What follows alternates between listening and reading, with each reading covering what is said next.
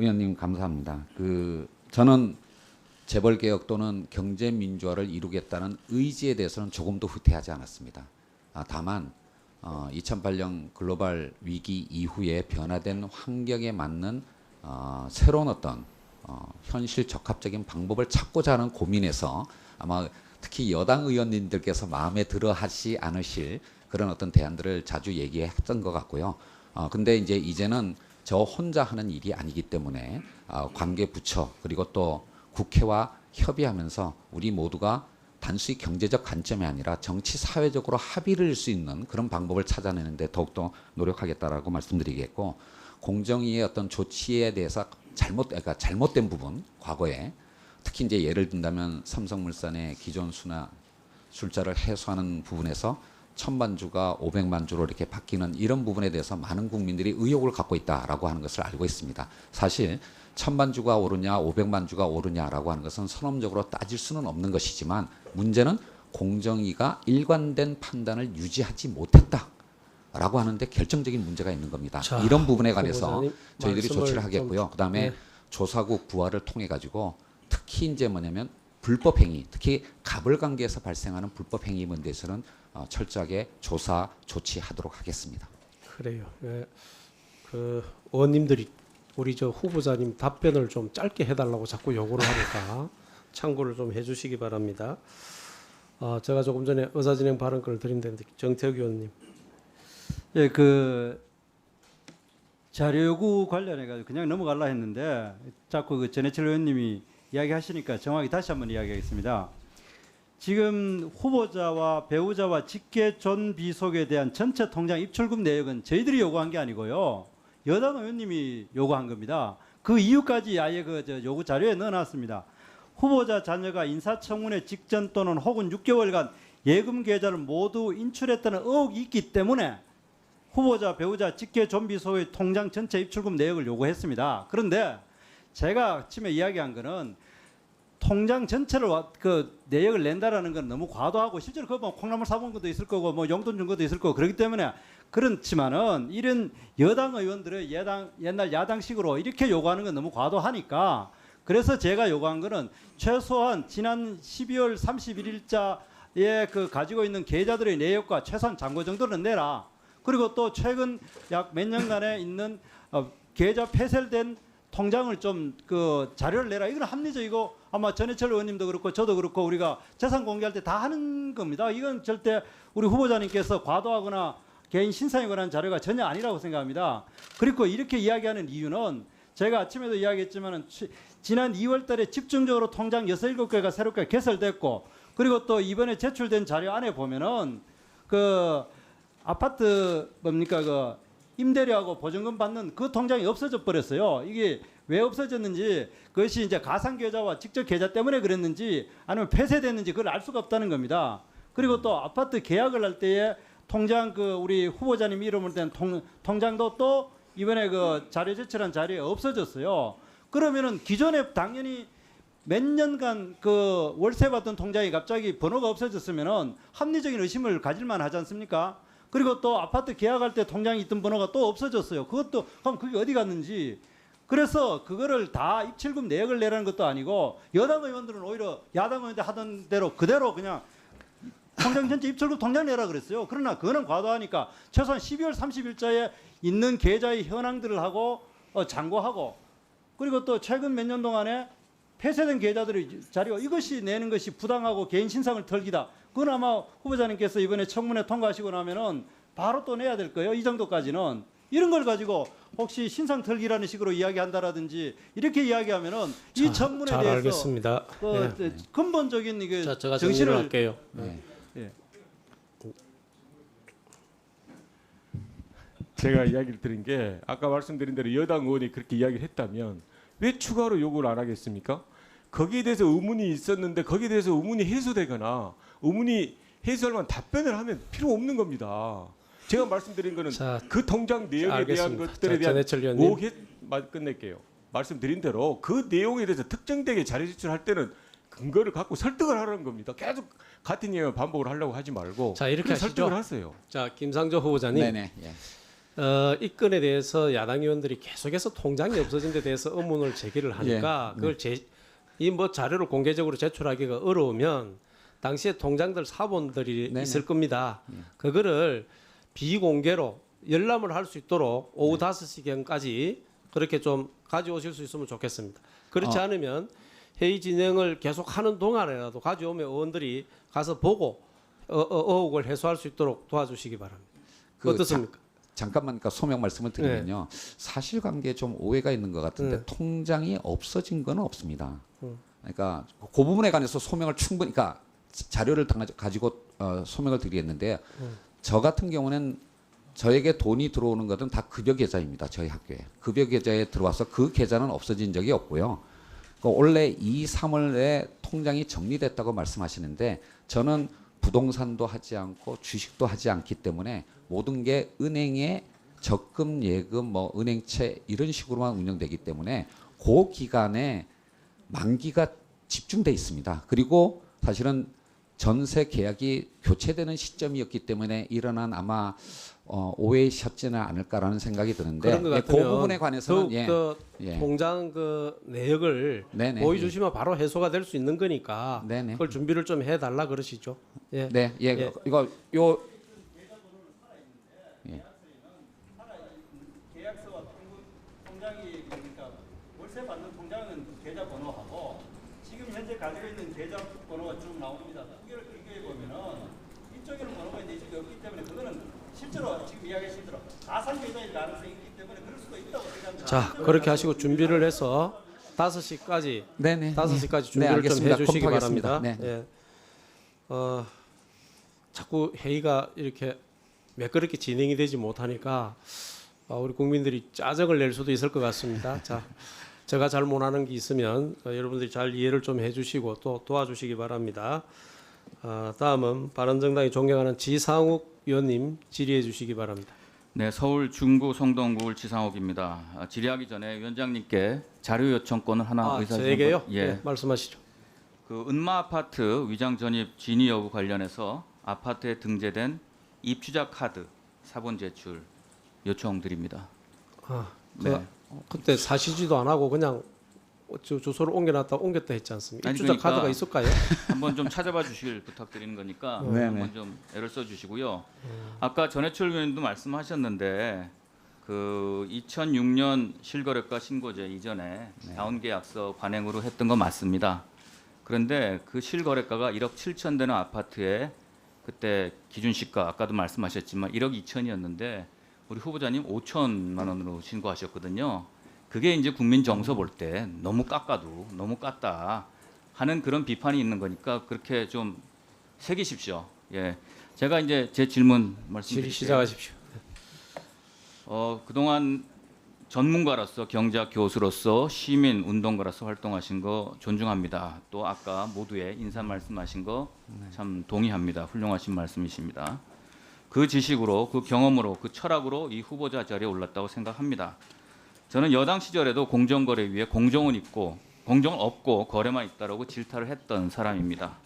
그래서 후보자께 기대를 해왔습니다. 그런데 후보자께 공정의 칼을 줄 수 있겠나 싶은 의문이 들기 시작합니다. 학문적인 전문성하고 경제 검찰의 칼자루를 쥐는 전문성은 분명히 구분돼야 된다고 생각을 하거든요. 도덕성 기반이 구비되지 못하면 누구도 수긍하지 못하기 때문입니다. 아까 후보자님과 여당 의원님들이 후보자의 도덕성에 대해서 문제가 있다는 지적에 대해서 이해가 좀 안 되시는 부분이 있어서 좀 몇 가지 여쭙겠습니다. 그 부인 되시는 분의 S고교 취업 관련해서 그 내용을 부인에게 들으신 적이 있습니까? 최근에 와서 파악을 했습니다. 그 취업에 제3자와 의논하거나 부탁하신 적이 있습니까? 전혀 없습니다. 개입하신 적 없으시고요. 네. 네, 알겠습니다. 저 화면을 좀 쳐주십시오. 2017년에 우리 후보자 부인께서 임용 채용은 그 서울시 교육청 담당자로부터 듣더라도 원칙적으로 자격이 안 되는 것이었다. 계약 해지 사유에 해당된다라고 답변을 받았습니다. 그 다음 페이지 보십시오. 지금 그 우리가 그 채점표를 보면요, 50점 만점에 자기 소개서 20점, 저기 나와 있는 자격 점수가 20점, 교육 경력이 10점입니다.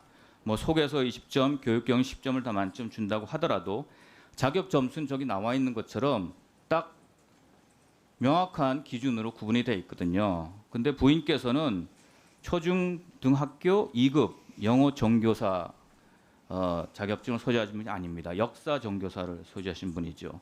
영어 모국어 국가 정교사 자격증 소지자가 아닙니다. 그러니까 20점을 받으실 수가 없습니다. 두 번째, 국내외 영어 관련 석사학위 소지자 아니십니다. 자격 점수 16점을 받으실 수가 없습니다. 마지막으로 토익 901점 받으신 전력이 없기 때문에 12점도 받으실 수가 없습니다. 뭐 900점이냐 901점이냐 뭐 한 점 차이로 봐준다고 하더라도 12점 이상은 받으실 수가 없는 분입니다. 명백하게 자격 점수는 0점을 받으실 수밖에 없는 분이셨습니다. 그 다음 페이지 보여드릴게요. 그 다음 페이지 보여주십시오. 저희가 자격 심사 평가표를 받았습니다. 부인 외에도 두 분이 함께 응모를 했습니다. 저기를 보면은 가운데 점수가 자격 점수입니다. 빨간 왼쪽에 있는 표를 보면 부인께서 20점을 받으셨습니다. 저건 빵점 처리돼야 되는 겁니다. 두 번째 가운데에도 20점 받으셨습니다. 그것도 빵점 처리입니다.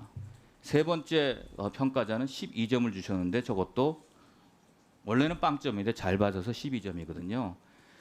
저 세 분의 모든 점수를 다 더하면 부인께서는 64점, 그 다음에 신모 씨 124점, 임모 씨 118점, 부인께서는 3등에 해당됩니다. 그 두 분을 제치고 부인께서 취업을 하신 거예요.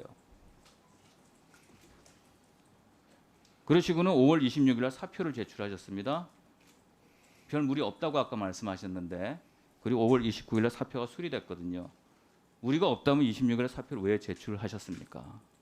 자, 지금 문재인 정부 촛불 시민 혁명으로 나라다운 나라, 공정하고 정의로운 나라를 만들겠다고 하셨습니다. 그리고 가장 공정거래의 핵심인 공정거래위원장을 내정하셨습니다. 지금 새 정권의 우리 위원장 후보자께서 저는 부담이 되고 있다라고 생각을 합니다. 작년에 있었던 최순실 국정농단 사건, 정유라 사건이 무엇입니까? 정유라의 부정 입학 때문에 억울하게 피눈물 흘린 2명의 학생이 낙방했습니다. 그건 공정한 사회가 아니죠. 나라다운 나라라고 할 수 없습니다. 똑같은 사례가 이번 후보자의 부인 사례에서 나왔습니다. 이대 총장은 구속됐고 정유라는 체포돼서 지금 오늘 구속 적부심을 받고 있습니다. 법률적으로 업무 방해죄에 해당된다고 합니다. 이것에 대해서 우리 후보자님 어떻게 생각하십니까? 예, 의원님께서 질문하신 취지로 본다면 저런 어떤 잘못된 행정 처리에 관해서 제가 부당한 영향력을 행사한 것은 아닌가라고 아마 질문하신 것 같습니다. 제가 다시 한번 말씀드리지만 저는 지금까지 살아오면서 저런 지금 질문하신 그런 취지의 잘못된 행동을 한 적이 없습니다. 사실 그 제처는 어디 밖에 나가서 남편이 김상조다라는 말도 못했습니다. 재벌 저격수라는 별명을 갖고 사는 그런 남편을 둔 아내가 어떻게 밖에 나가서 그 얘기를 할 수가 있었겠습니까? 정말로 요번에 아마 학교 선생님들 아마 다가 이번에 청문 자료를 준비하는 과정에서 제 처의 남편이 김상조라는 것을 알게 되었다라고 생각을 합니다. 저 지금 지적하신 행정 처리의 잘못에 대해서는 아마 뭐 교육청 차원에서 조치가 있을 거라고 생각하고요. 제 처가 정말로 가슴 아프게 생각하는 것은 어찌됐든 자신으로부터 유래된 어떤 일로 인해서 학교 선생님들이 어려움을 겪게 된 것에 대해서 매우 고통스럽게 생각을 하고 있습니다. 그거에 대한 어떤 책임을 통감하면서 사실 문제가 제기가 되었을 때 학교에 사직서를 제출했고요. 뭐 그 결과로서 제처는 두 번째 경단녀가 되었다라고 할 수가 있습니다. 이 모든 어떤 거에 대해서 제가 정말로 국민과 특히 대통령께 송구스럽다는 말씀을 드리겠습니다. 네. 네. 뭐 또 후보자가 하고자 하는 이야기를 조금은 들어주는 것도 예의인 것 같습니다. 뭐 이 정도까지는 듣는 게 괜찮을 것 같은데요. 참고해 주시기 바랍니다. 네. 자, 더불어민주당의 지상호 의원님 수고하셨고요. 다음 더불어민주당의 존경하는 정재호 의원님 질의해 주시기 바랍니다. 공수가 바뀌니까 조금 야당 의원님들 좀 겁나 보여요. 오늘 분위기가 예전처럼 그렇지가 않네, 그죠? 그 인사청문회의 어떤 폐단, 과거 후보 개인의 과거를 검증하는 것, 그다음에 후보의 식구들을 좀 검증하는 것, 이것이 이전에도 여야가 바뀌기 전에도 좀 과도하다는 지적들은 많이 있었습니다. 그래서 저는 좀 미래지향적인 질의를 좀 하고 싶습니다. 그 협치란 말을 많이 합니다, 의원님.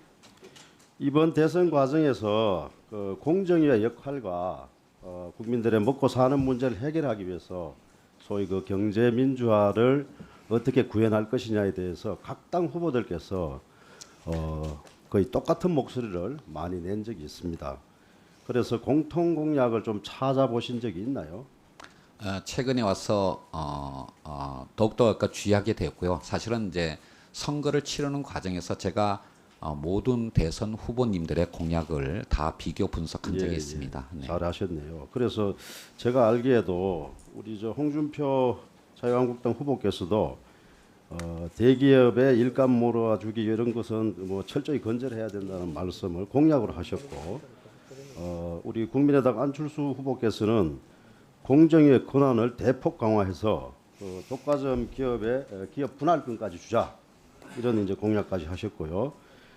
바른정당 유승민 후보께서도 거의 뭐 재벌에 대한 혁파 수준의, 거기다가 공정위의 전면 개혁까지도 이야기를 했었고요. 우리 여기 이 자리에 가셨네요. 그 심상정 후보께서도 당연히 우리 공정위 권한 강화와 국민들의 그 먹고 사는 문제 해결을 위해서, 약자들 보호를 위해서 공정위가 좀 더 나은 역할을 해야 된다. 제가 보기에는 문재인 당시 후보보다도 다른 사당 후보들이, 제가 여기 어디 자료를 조금 정리를 해봤는데요, 실제 공정위 권한과 관련해서는 문재인 후보보다 나머지 사당 후보께서 더 크게 강조를 하셨어요. 그래서 지금 협치의 시대로 가야 된다고 대통령께서도 이야기하고 있으니까, 우리 정부가 그동안 공정위하고 많은 이 논란, 법안 소위만 하면은 의원들끼리는 생각이 같은데 공정위 기관하고 싸워요. 실제로 그렇습니다. 네. 그래서 이전에 정권 바뀌기 전에도 우리 정부에는 협치를 아주 잘해온 위원회 중에 가장 모범적인 위원회였습니다. 네. 그래서 우리 그 신임 내정자께서 이전의 과정들을 한 번 더 살펴보시고, 이 협치 다른 당 후보들께서도 이야기했던 그 공통 분모를 찾아내 가지고 네. 이것을 법제화를 어떻게 시킬 건지에 대해서 계획을 좀 구체적으로 의원들께 좀 설명을 해주시면 좋겠고요. 네. 그리고 이 재밌는 이야기이기도 하지만 한번 의문을 한번 가져볼 필요가 있는 게, 공정위를 왜 경제검찰이라고 하죠? 갑자기 그 의문이 들더라고요. 그게 적합하다고 생각하십니까? 공정위가 겁나는 기관으로, 이렇게 이름이 겁나는 기관으로 쓰면은 공정위가 더 돋보이게 되나요? 그거는 혹시 만들어낸 것 같지 않습니까? 아마 공정위의 공정한 엄정한 법 집행을 저지하기 위한 의도로서 그렇게 좀 더 강한 표현을 쓰지 않았는가라는 생각도 있습니다. 그래서 그런 표현 닉네임에 대해서 앞으로도 그런 걸 쓰는 게 좋을 것인지, 아니면은 좀 더 국민 친화적인 이런 닉네임으로 불러주십시오라고 이렇게 좀 다시 한번 우리 공정위 자체에서 홍보용으로라도 네. 저는 좀 바꾸는 게 좋을 것 같은데요. 예, 지금까지 공정위가 국민의 기대에 미치지 못했던 부분들이 굉장히 많은 것 같습니다. 그래서 공정위의 어떤 공정하고도 엄정한 법 집행에 대한 국민의 신뢰를 높이기 위한 노력이 더욱더 필요하다라고 생각이 되고요.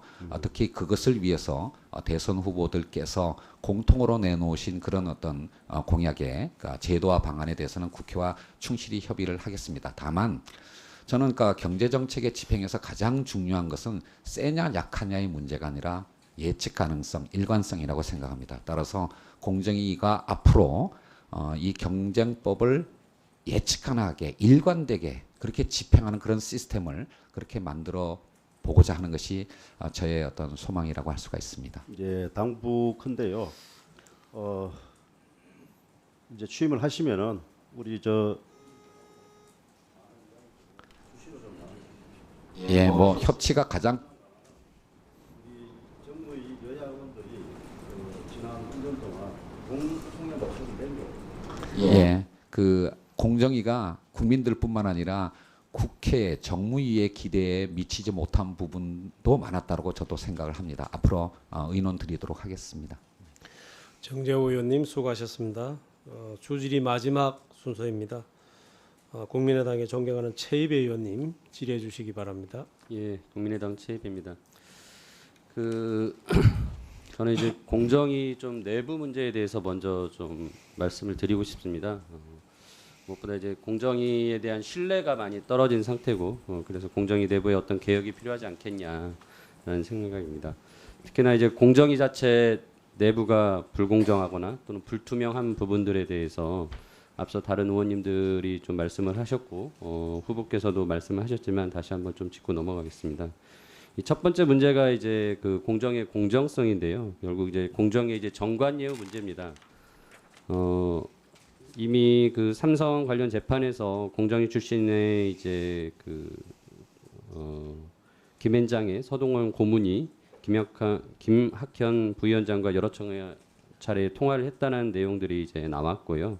결국 이런 이제 정관과 현관의 연결, 즉 정관 예우 문제는 현관의 비리 문제이고 결국 앞서 후보님께서 그 퇴직자들이 현관에게 연락을 하지 않았으면 좋겠다.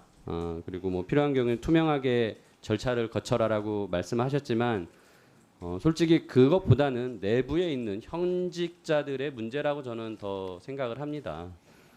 따라서 그 현재 공정에 근무하는 분들을 내부적으로 규율하고 또 감독할 수 있는 시스템이 마련돼야 된다라고 생각을 합니다. 그 부분에 대해서 좀 어떤 의견이신지 듣고 싶습니다. 예, 지금 의원님께서 말씀하신 것처럼 단순히 정관들의 문제만이 아니라 현관들에게도 적지 않은 문제가 있다라고 많은 분들이 의심하고 있다는 것을 잘 알고 있습니다. 그런 부분에 관해서 지금 어떤 공정위가 갖고 있는 내부 규정만으로는 그런 기강을 잡는데 부족한 부분이 분명히 있을 거라고 생각을 하고요. 만약에 저에게 기회가 주어진다면 이런 부분에 대해서 철저하게 재점검해서 국민의 신뢰를 회복하도록 노력하겠습니다. 그다음 제가 이제 두 번째로 말씀드리고 싶은 게 투명성인데요. 그러니까 공정위가 이제 전원회의를 통해서 의결서를 내기 전에 내부에서 이제 심사 보고서를 작성을 하고 있고 그 심사 보고서가 어떻게 보면 이제 검찰 입장에서 보면 검사의 수사 결과가 될 것이고 그걸 두고 전원회의가 이제 재판으로 비유가 된다면 거기서 원고와 피고가 이제 서로 그 공방을 벌이겠죠. 그 과정에서 검찰이 내놓은 즉 내부에 있는 심사 보고서가 검찰의 공소장과 마찬가지로 전부 다 공개되지는 않는 것은 어느 정도 이해할 수 있다고 생각을 합니다.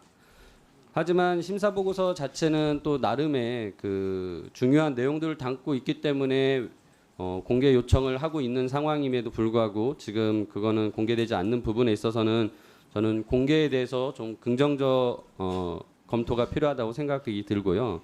또한 두 번째로는 우리가 이제 재판을 하게 되면 재판의 경우는 공개가 원칙입니다. 그리고 이해관계자뿐만 아니라 누구나 들어가서 그 재판에 대한 내용을 알 수 있습니다. 따라서 그 안에 들어가면 원고와 피고의 주장에 대해서 모두 다 확인할 수가 있습니다. 그런데 공정위의 전원회의도 원칙적으로는 공개로 되어 있지만 제가 알아본 결과 실무적으로는 거의 대부분은 비공개가 현재는 원칙처럼 진행이 되고 또한 그 전원회의 이후에 그 위원들 간의 합의의 과정은 법적으로 또 비공개를 원칙으로 하고 있습니다.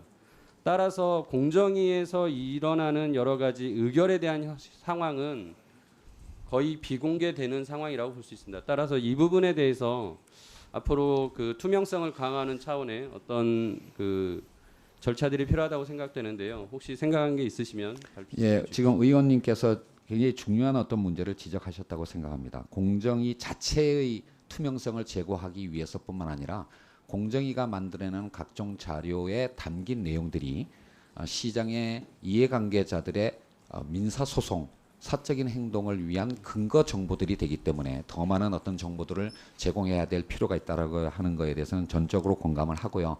지금 이제 최근에 법 개정에 의해서 심결서는 무혐의 처분의 경우에도 작성해서 공개하도록 되어 있는데 그 앞에 심사 보고서와 그다음에 그 합의 과정에 이르는 그 내용에 관해서는 어느 범위까지 공개하는 것이 우리 사회의 현실에 균형에 맞는 어떤 수준인가라고 하는 것에 대해서 저희들이 충분히 고민을 하고 난 다음에 국회와 협의하는 그런 과정을 거치도록 하겠습니다. 이 부분에 관해서는 반드시 제도 개선이 필요하다고 생각을 합니다. 예, 최 위원님 수고하셨습니다. 이상으로 후보자에 대한 주질의를 마치고 잠시 정인 신문을 진행하도록 하겠습니다. 효율적인 의사 진행을 위해 정의 없이 정인 신문을 진행하겠습니다. 장례가 정론되는 대로 위원님들께서는 자리에서 잠시만 기다려 주시기 바랍니다.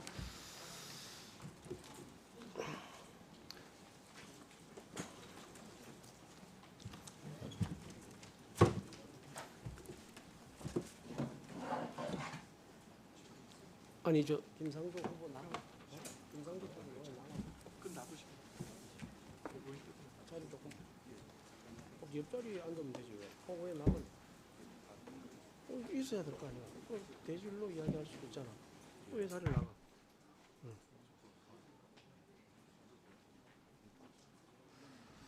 저기 김상조 후보, 김상조 후보가 나가시는 게 아닌 것 같은데 자리를 뜨라고 내가 허락을 안 했는데 왜 나가죠?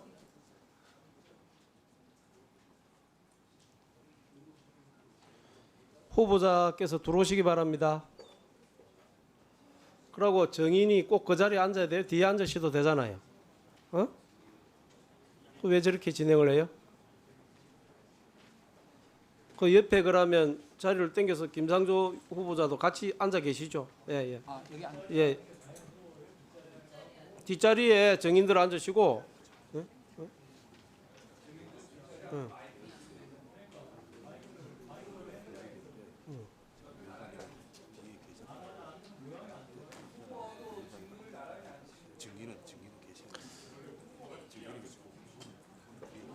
그러면 이렇게 하시죠. 정인 두 분이 앞에 앉으신다면 후보자 뒤에 편안하게 좀 계십시오. 그래도 본인 이야기를 질문을 하는데 답변을 해야 될 일이 생길 수도 있으니까 그 뒤에 앉아 계십시오. 예. 자, 정인 빨리 들어와서 앉으세요.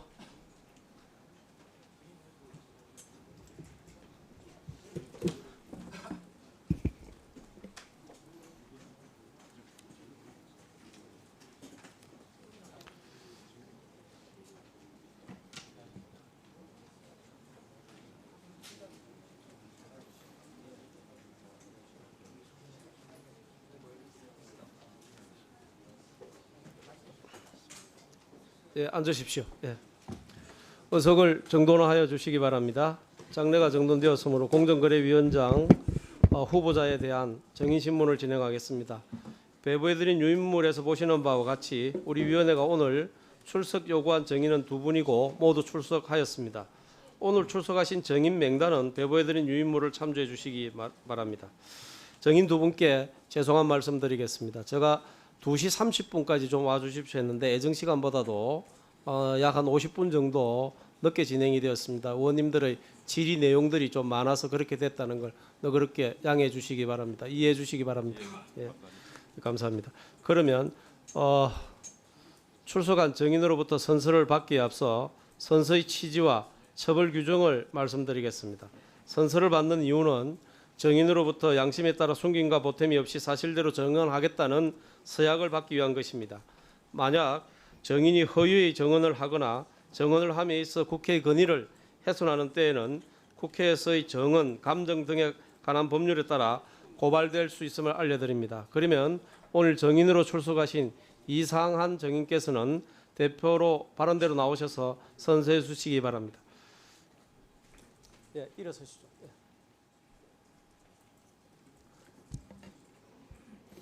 선서해 주시고 그 정인 한 분은 자리에 서서 그냥 계시면 됩니다. 예.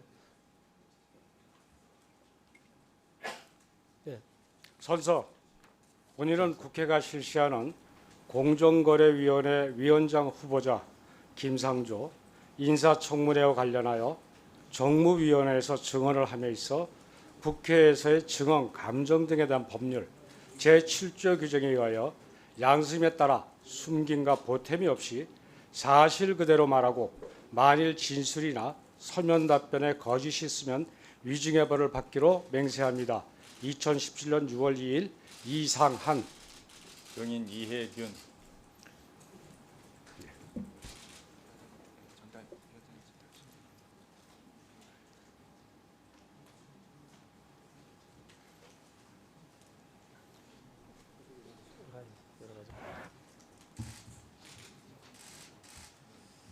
앉아 주시기 바랍니다.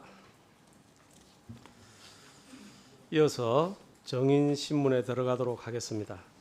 정인에 대한 신문은 정인 신청을 하신 위원님과 정인에 대한 질문을 원하시는 위원 위주로 진행하겠습니다. 질의 시간은 7분입니다.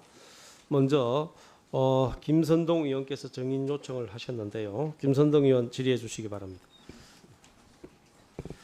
네, 먼저 두 분의 증인 또 어려우신 시간 이렇게 내주셔서 감사하게 생각을 합니다. 우선 우리 후보자의 논란이 되고 있는 두 차례 위장 전입 건이 있는데 이것에 대해서 좀 살펴보도록 하겠습니다. 우리 PPT 좀 하나 넘겨주세요. 지도 나오는 걸로. 네. 위장 전입 첫 번째가 1997년 후보자 자제분의 초등학교 입학을 앞둔 시점에서 위장 전입을 했는데 같은 동네 길 건너편 그런 마을로 아파트로 이게 전입을 합니다. 근데 해명이 뭐였냐면 부인의 지방 전근 때문이라고 해명을 했습니다. 그러나 저는 이것이 참 변명스럽다라는 생각이 듭니다. 아버지는 그대로고 부인과 아들만 주소를 옮겼는데 부인의 지방 전근 때문이라면 그냥 있든지 옮기려면 부인 근무지로 가야 하는 것이 마땅하다고 생각합니다. 그런데 길 건너에 아파트로 이사를 합니다. 이것의 차이는 뭐냐면 신설 학교가 있는 학교를 피해가고자 하는 의도가 있지 않고서는 저런 현상이 나올 수 없다고 생각합니다. 보시는 이거 나중에 후보자께 제가 물어보겠습니다만 보시는 우리 국민 여러분들이 판단을 잘 해주실 거라고 믿습니다. 우리 이혜균 증인께 여쭙겠습니다. 2002년 우리 김상조 후보자께서 음마 아파트에 입주를 해서 그 이후까지 두 번이나 같은 아파트로 이렇게 입주를 하는데 두 분은 아시는 사이신가요? 전혀 모릅니다. 전혀 모르시는 사이신가요? 그리고 그러면 청문회 하기 전에도 기억이 없었습니다. 전혀 모르시는 사이시죠? 아무 관계 없으시고요. 그러나 두 번이나 이렇게 회전문 이사처럼 같은 주소지에 이렇게 한 것이 참 이상해서 여쭤봅니다. 김상조 후보자가 목동으로 위장 전입했던 시점 2004년 8월인가요? 위장 전입을 했던 사실을 알고 계십니까? 그것도 모릅니다. 그것도 모르시죠. 보통 6개월 동안 집을 비워두면 전세권을 확보할 수 전세권을 보장받기가 어려워서 상당히 그런 것은 부동산 업계에서도 이상하게 보는 건데 무슨 이유로 했는지 잘 모르겠습니다. 그리고 김상조 후보자의 장인 어르신 장모님께서 위장 전입했던 사실도 모릅니다. 모르고 계시는 거죠. 예. 근데 혹시 가서 살고 계셨는지 여부를 확인하신 적은 있으십니까? 없으시죠? 그것도 일반 제가 새를 낳고 나면은 거의 방문을 안 합니다. 네. 뭐 특별히 저희가 뭐 알기로는 살지 않으신 것으로 저희들이 알고 있는데 후보자께서 이견이 있으시면 나중에 말씀해 주시고요. 저는 모릅니다. 살지 않고 이렇게 하셨다면 장인 장모님 두 분도 현행법을 어긴 위장 전입입니다. 그리고 처제분이 목동 아파트에도 위장 전입을 한 사실까지 있습니다. 그래서 이렇게 보면 우리 김상조 후보자의 온 가족이 김상조 후보자 두 번, 그리고 장인 장모님, 그리고 처제의 위장 전입 방조까지 온 가족이 위장 전입 조직처럼 행동했던 것이 이대로 드러납니다. 우리 이혜균 증인께는 사실은 이 사실관계 좀 알아보고 또 구체적으로 좀 면식이 계시다 그러면 더 물어볼 게 있었는데 이런 정도로만 여쭙겠습니다. 예, 예. 우리 이상한 한성대학교 총장님께 여쭤보겠습니다. 우리 후보자께서 한성대에서 근무하시면서 1994년 이후 후보자 겸직 신고서를 제출한 그런 사실이 있습니까? 그런 사실이 없습니다. 그런 사실 전혀 없으시죠? 예. 그래서 저희가 알아보니까 전혀 그런 해당한 사실이 없어서 겸직 신고서를 단 한 차례도 제출하지 않았는데 학칙에 보면은 겸직을 금지하는 사유가 되어 계시죠? 어떤 경우에 겸직을 금지하는 걸로 되어 계시죠? 경직을 금지하는 것이 아니고 교수하고 겸해서 봉급을 받거나 네. 또는 이사도 그냥 이사도 봉급받은 이사는 안 된다. 봉급받지 아니하는 직은 할 수 있다. 이렇게. 네, 총장님 제가 그러면 총장님께서 자세한 규정까지는 제가 좀 확인해 드리는데 우리 한성대학교 교원 복무 규정 제6조에 보면 겸직 금지 항목이 되어 있습니다. 예. 그 겸직 금지 항목에 보면 1. 교원은 다른 기관의 전임의직을 겸할 수가 없다. 이렇게 되어 있습니다.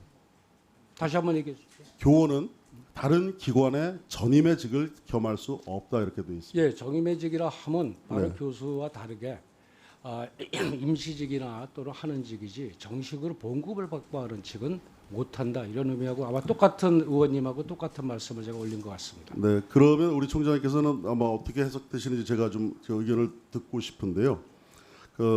김상조 후보자의 경제개혁연대 소장, 그다음에 한국금융센터 연구소장, 참여연대 경제개혁센터 소장직을 전임이라고 보십니까? 아니면 위촉받은 직이라고 보십니까? 그쪽에서 봉급받은 바가 없다면 저희는 겸직에 해당을 합니다. 총장님께서 보시기에는 예, 그렇습니다. 봉급받은 그 여부가 저희한테 이제 오직 중요하다. 겸직 예. 금지 사유에 해당되는 것이다라고 보시는데 특히 이 세 개의 기관은 시민단체 기관이기 때문에 학교에서는 특별히 금하는 조항은 저도 교수 30년 냈지만 없는 것으로 알고 있고요. 네. 지금 문제는 뭐 질문하신 거를 겸직 신청서를 제출했느냐 안 했느냐 문제는 저희는 제출받은 바가 없습니다. 네. 그러니까 우선 겸직 신고서를 제출하지 않았다, 한 차례도 제출하지 않았다라는 것은 저희도 그 답변 자료에서 사실로 확인했고요. 다만 지금 시민사회 단체나 이런 쪽에서 맡으신 이런 소장직이나 여러 가지 소장직을 겸직을 하고 있었는데 이런 것이 그 교원 복무 규정 6조의 겸직 금지 규정에 해당되지 않는다고 우리 총장님은 해석하고 계신 거죠, 여전히요? 예, 저희는 시민단체 활동에 있어서 학회나 거의 비슷한 수준으로 이때까지 해왔고요. 거기에 대해서 심각하게 저희가 심의한 내용은 없습니다. 네. 그런데 만일 의원님께서 말씀을 하시는 것이 저희도 학교에 돌아가서 인사위원회를 열어서 지금 말씀하신 기관이 과연 겸직 금지에 해당하는지를 저희도 한번 알아보도록 하겠습니다. 네.